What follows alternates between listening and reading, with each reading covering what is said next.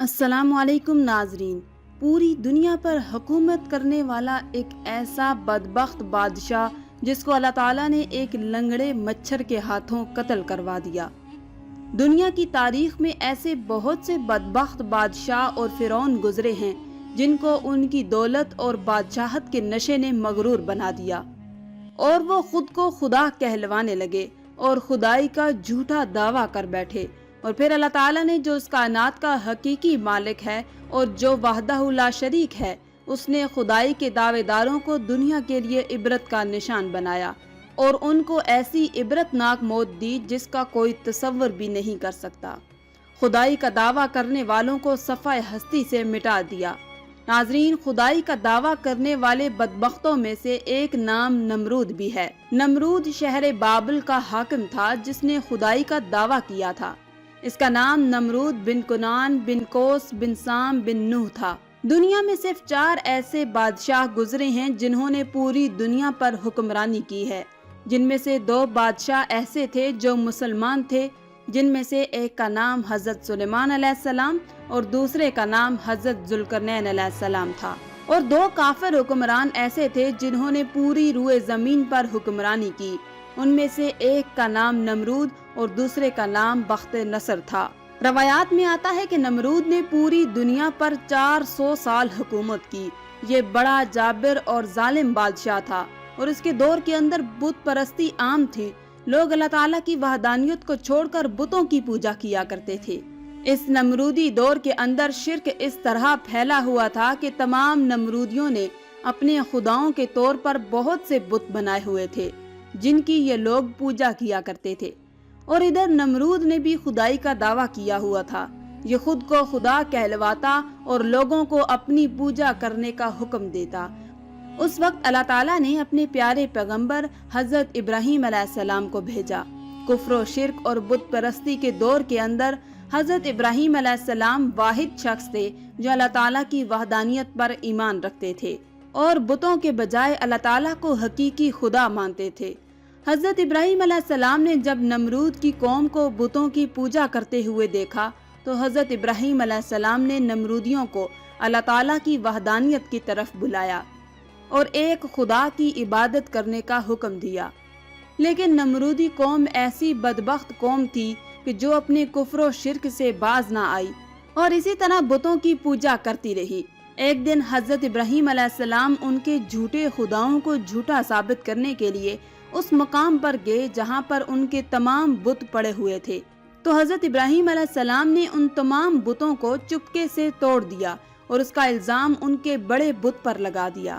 نمرودی جب اپنے عبادت خانے میں واپس آئے تو انہوں نے اپنے تمام خداؤں کو ٹوٹا ہوا دیکھا۔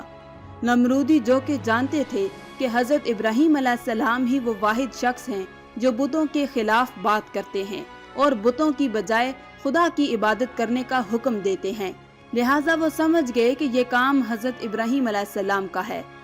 تو نمرود نے حضرت ابراہیم علیہ السلام سے بدلہ لینے کے لیے حضرت ابراہیم علیہ السلام کو قتل کرنے کا منصوبہ بنا لیا۔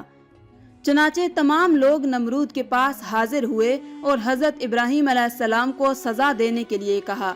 چنانچہ تمام نمرودیوں کی یہ بات سن کر نمرود نے یہ حکم جاری کیا کہ ایک جگہ پر آگ جلائی جائے اور اس کے اندر حضرت ابراہیم علیہ السلام کو ڈال دیا جائے۔ لہٰذا نمرود کے حکم کے مطابق ایسا ہی کیا گیا۔ کئی دنوں تک بہت ساری لکڑیوں کو اکٹھا کیا گیا اور اس میں آگ جلائی گئی، اور پھر حضرت ابراہیم علیہ السلام کو اس آگ کے اندر ڈال دیا گیا۔ لیکن اللہ تعالیٰ نے اس آگ کو حکم دیا تو وہ آگ حضرت ابراہیم علیہ السلام پر ٹھنڈی اور سلامتی والی ہو گئی۔ حضرت ابراہیم علیہ السلام فرماتے ہیں کہ میں جتنے دن آگ میں رہا اس وقت تک میں اللہ تبارک و تعالیٰ کی خاص رحمتوں میں تھا اور اس جیسا سکون مجھے پہلے کبھی حاصل نہ ہوا۔ چنانچہ جب حضرت ابراہیم علیہ السلام آگ سے باہر تشریف لائے تو اللہ تعالیٰ کے حکم کے مطابق حضرت ابراہیم علیہ السلام نمرودیوں کو ایک بار پھر حق کی دعوت دینے لگے اور اللہ تعالیٰ کی وحدانیت کی طرف بلانے لگے۔ حضرت ابراہیم علیہ السلام نے نمرود کو بارہا سمجھایا اور اپنے کفر و شرک سے باز آنے کو کہا اور اللہ تعالیٰ کی وحدانیت پر ایمان لانے کا حکم دیا، لیکن نمرود نے اللہ تعالیٰ کی وحدانیت کا انکار کر دیا اور حضرت ابراہیم علیہ السلام سے مناظرہ کرنے لگا۔ حضرت ابراہیم علیہ السلام کے سامنے خدائی کا دعویٰ کر دیا، نمرود نے حضرت ابراہیم علیہ السلام سے سوال کیا کہ تیرا رب کون ہے؟ تو حضرت ابراہیم علیہ السلام نے ارشاد فرمایا کہ میرا رب وہ ہے جو زندگی اور موت دیتا ہے۔ اس پر نمرود تکبر سے مسکرایا اور کہنے لگا یہ تو میں بھی کر سکتا ہوں۔ چنانچہ نمرود نے 2 قیدیوں کو بلایا، ان کو سزائے موت ہو چکی تھی۔ ان میں سے ایک قیدی کو نمرود نے آزاد کر دیا اور ایک کو پھانسی لگا دیا، اور اس طرح نمرود حضرت ابراہیم علیہ السلام سے کہنے لگا کہ دیکھو، ایک کو میں نے زندگی دے دی، ایک کو میں نے موت دے دی۔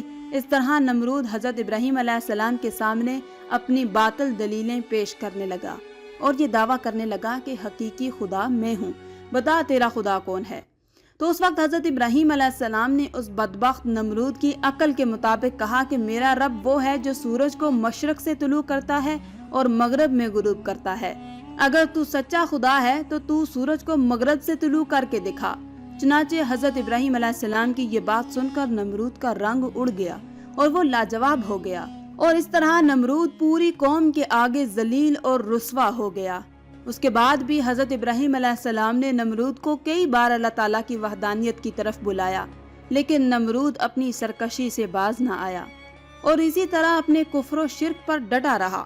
چنانچہ حضرت ابراہیم علیہ السلام کی بار بار دعوت حق دینے سے نمرود تنگ آ گیا، اور بلاخر تنگ آ کر نمرود حضرت ابراہیم علیہ السلام سے کہنے لگا کہ اگر تیرا خدا سچا ہے تو اس کو بول کہ اپنی فوج بھیجے اور میرے ساتھ جنگ کرے۔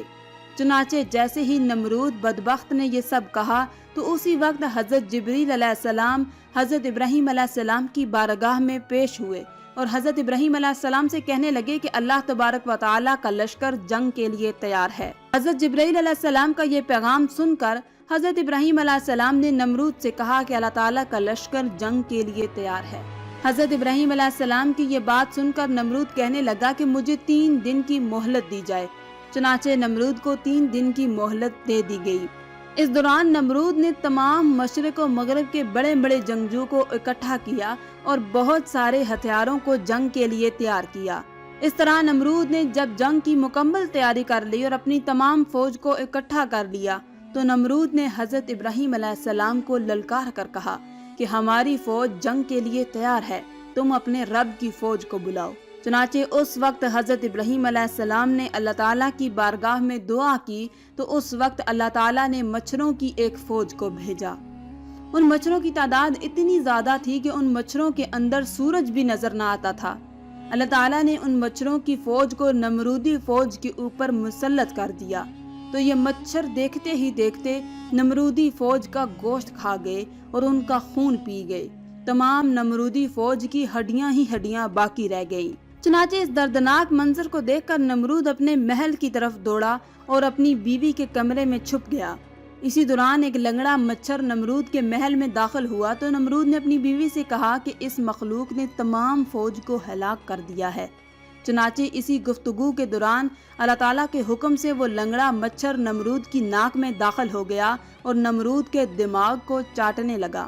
جب وہ مچھر نمرود کے دماغ کو چاٹتا اس سے نمرود کو اتنی تکلیف ہوتی کہ نمرود اپنے سر کو دیواروں پر مارتا۔ اس طرح اللہ تعالیٰ کے حکم سے لنگڑا مچھر نمرود کے دماغ میں کئی دنوں تک رہا۔ نمرود نے اپنے محل میں یہ حکم جاری کر دیا جو بھی محل میں داخل ہو وہ نمرود کے سر پر جوتے مارے۔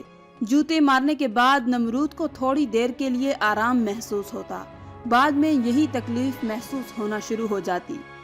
اس طرح اللہ تعالیٰ نے ایک حقیر اور لنگڑے مچھر سے نمرود کو سزا دی۔ یہ تکلیف کی وجہ سے اپنے سر کو سلاخوں کے ساتھ بھی مارتا رہتا، جہاں تک کہ اللہ تعالیٰ نے نمرود کو عبرتناک موت دی، اور وہ نمرود جو خدائی کا دعوے دار تھا، وہ نمرود اپنے سر کو دیواروں پر مارتے مارتے ہلاک ہو گیا۔ اس قدر دردناک موت دیکھ کر اللہ تعالیٰ نے نمرود کو رہتی دنیا کے لیے عبرت کا نشان بنایا۔ اس بات کے اندر کوئی شک نہیں کہ اللہ تعالیٰ کی ذات ہی وحدہ لا شریک ذات ہے، اس کے علاوہ کوئی عبادت کے لائق نہیں۔ ناظرین، جب بھی کوئی اللہ تعالیٰ کی ذات کو للکارتا ہے تو اللہ تعالیٰ کسی حقیر مخلوق کے ذریعے اس کو عبرت کا نشان بناتا ہے اور اس کو ہلاک کر دیتا ہے۔ آخر میں اللہ تعالیٰ سے دعا ہے کہ اللہ تعالیٰ ہمیں نیک اعمال کرنے اور برائی سے بچنے کی توفیق عطا فرمائے، آمین یا رب العالمین۔ آج کی اس ویڈیو میں تھا بس اتنا ہی۔ مزید اسلامی ویڈیوز حاصل کرنے کے لیے اللہ کی شان چینل کو سبسکرائب کر دیں اور ساتھ میں موجود بیل کے آئیکن کو دبا کر آل پر کلک کر دیں۔ شکریہ۔